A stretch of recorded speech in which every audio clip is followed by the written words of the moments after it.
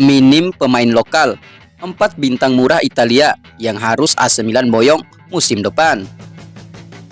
AC Milan menjalani kampanye yang diwarnai naik dan turun di Liga Italia Serie A musim 2023-2024. Sempat menempel ketat dan bahkan menyusul Inter Milan di pekan-pekan awal.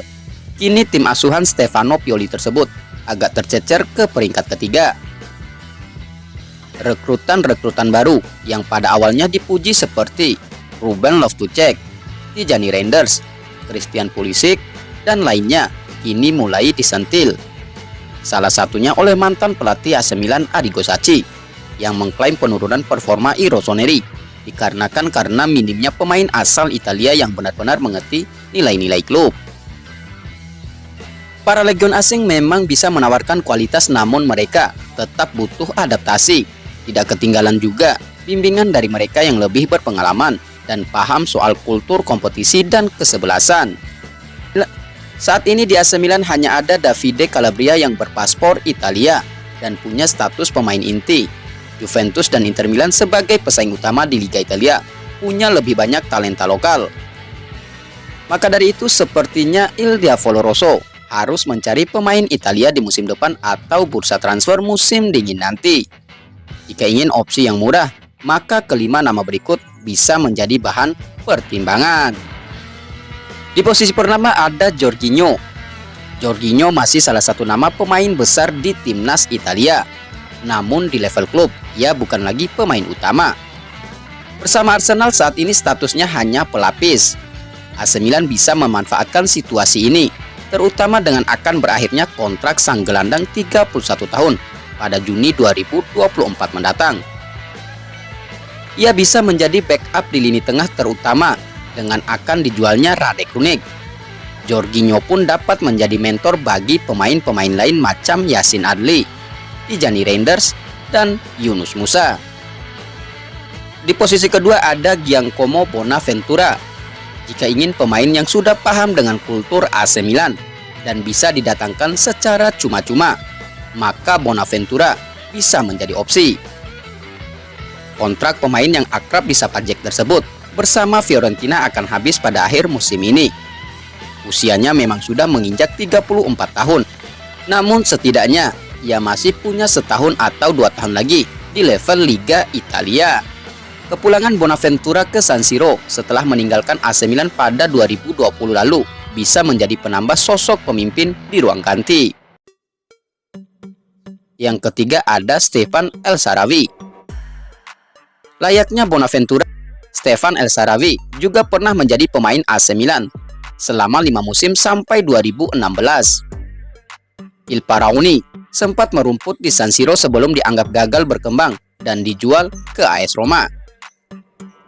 Kini bersama Il Lupi statusnya bukan pemain reguler, namun di usia 31 tahun kualitasnya masih cukup terjaga. El Shaarawy masih bisa menembus timnas Italia dan tampaknya cukup apik untuk mengcover posisi sayap kiri. Kontraknya di Roma hanya sampai Juni 2025 saja, dan kemungkinan bisa klub ibu kota itu bisa ditebus dengan harga murah. Posisi keempat ada Marco Verratti. Saat ini Marco Verratti sudah tidak lagi merumput di Eropa dan kini membela Al Arabi di Qatar. Namun kualitas gelandang 31 tahun itu masih sangat terjaga. Pasalnya ia pindah ke Qatar dengan alasan materi dan bukannya tidak mampu lagi bersaing di level tertinggi.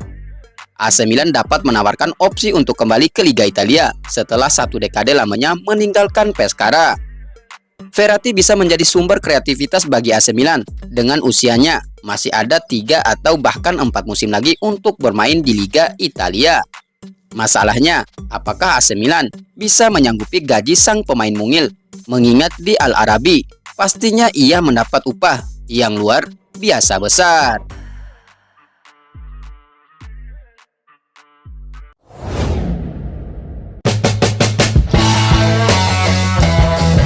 AC Milan sudah siapkan pengganti Radek Runik. AC Milan tampaknya telah merencanakan langkah strategis menghadapi kemungkinan kepergian Radek Runik. Dengan kabar bahwa Rossoneri telah mengidentifikasi penggantinya. Laporan terbaru dari calciomercato.com menyatakan bahwa Milan tidak merasa perlu untuk segera mengganti Krunic yang diprediksi akan pergi di jendela transfer Januari. AC Milan nampak puas dengan opsi yang mereka miliki di lini tengah, termasuk Ismail Bennacer, Tijani Reinders, Ruben Loftus-Cheek, Yunus Musa, Yassin Ali, dan Tommaso Pobega.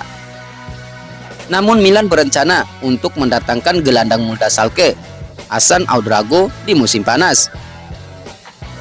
Ouedraogo telah dikaitkan dengan hampir semua klub besar di Eropa selama beberapa bulan terakhir. Meskipun lahir pada tahun 2005, Ouedraogo sudah menjadi sorotan Milan selama sekitar 2 tahun terakhir. Mereka melihat potensi besar dalam mendapatkan kesepakatan untuk pemain muda ini. Meskipun ada banyak pekerjaan yang harus dilakukan, AC Milan diperkirakan akan bergerak merekrutnya sebelum musim panas tiba. Meski hampir dipastikan bahwa mereka bukan satu-satunya klub yang mengincarnya.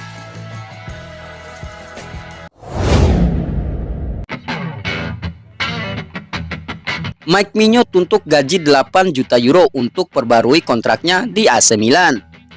Kabar mengenai permintaan perpanjangan kontrak Mike Mignolet telah dikonfirmasi oleh Carlo Pellegatti, yang yakin bahwa jumlah gaji yang diminta sepadan dengan kualitas yang dimiliki pemain tersebut.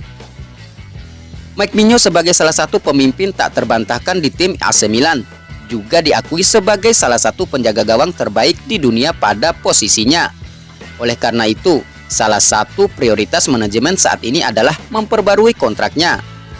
Corriere della Sera melalui Milan News melaporkan bahwa Mike Mignolet meminta gaji 8 juta euro bersih per musim untuk memperbarui kontraknya yang saat ini akan berakhir pada tahun 2026.